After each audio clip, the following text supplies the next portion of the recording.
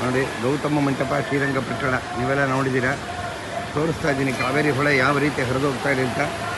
ಬೇಸಿಗೆಯಲ್ಲಿ ಮಾರ್ಚ್ ತಿಂಗಳಲ್ಲಿ ಈ ಥರ ನೀರು ನನ್ನ 30-40 ವರ್ಷ ಸರ್ವಿಸಲ್ಲೇ ನೋಡಿಲ್ಲ. ನೋಡಿ ಅದ್ಭುತವಾದ ನೀರು ಹರ್ಕೊಂಡು ಹೋಗ್ತಾ ಇದೆ. ನಮಗೆಲ್ಲ ಹಿಡಿತಂಥ ಕುಡಿಯೋ ನೀರಿದು. ನೋಡಿ ಮಂಟಪಗಳಾಗಲೇ ಅರ್ಧ ಬರ್ತಾ ಇದೆ, ಇನ್ನೂ ರೈಸ್ ಆಗ್ತಾನೇ ಇದೆ. ರಾತ್ರಿ ಇನ್ನೂ ಸುಮಾರು ಕನಿಷ್ಠ ಪಕ್ಷ 3-4 ಕಡೆ ರೈಸ್ ಆಗ್ಬೋದು. ಇದೇ ರೀತಿ ಒಂದು ವಾರ ಹರಿಬೇಕು ಅಂತ ಏನೋ ಆರ್ಡರ್ ಆದೇಶ ಆಗಿದೆ ಅಂತ ಕಾಣುತ್ತೆ.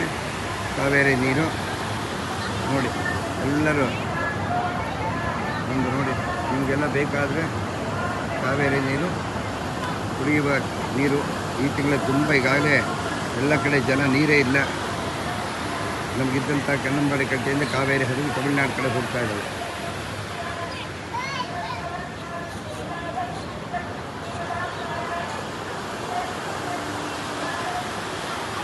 ಇವತ್ತು